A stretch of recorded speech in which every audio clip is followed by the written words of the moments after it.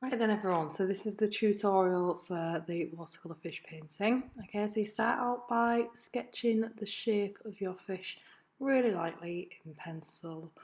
Obviously at this point you can rub out any mistakes to any areas, but try and add sort of like the details such as the eyes, any fins that you can see and really get that shape sort of pronounced. We're then going to start with sort of like the lightest tones that you can see. So you're mixing your paints with a lot of water, and as you can see I'm dabbing mine at the edge of my paper to just pick up some pigment, and I'm doing a mixture of brush strokes and also sort of like dabbing with my brush.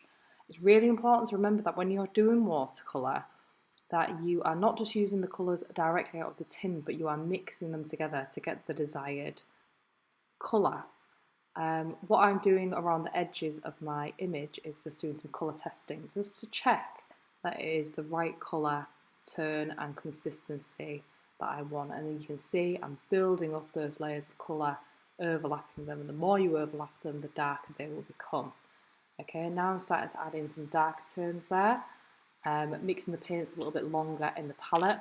And as you can see that I've done there, I added a bit of just water to my paper and then dropped some paint onto it so that it bled a little bit, so you create a nice smoother transition.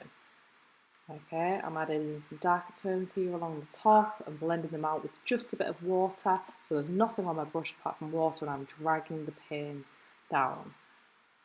Just to reiterate again, if you need to get a darker tone, you need to mix your paints for longer on the palette and it will make the paint thicker and darker.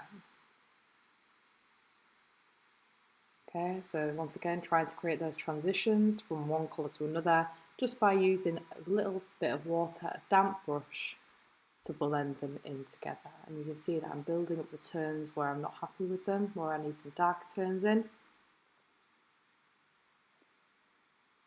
Really observing the variety of colours that are within that fish and thinking about how I can build up to where I'll finally just use a little mix of black and brown for the very, very darkest tones.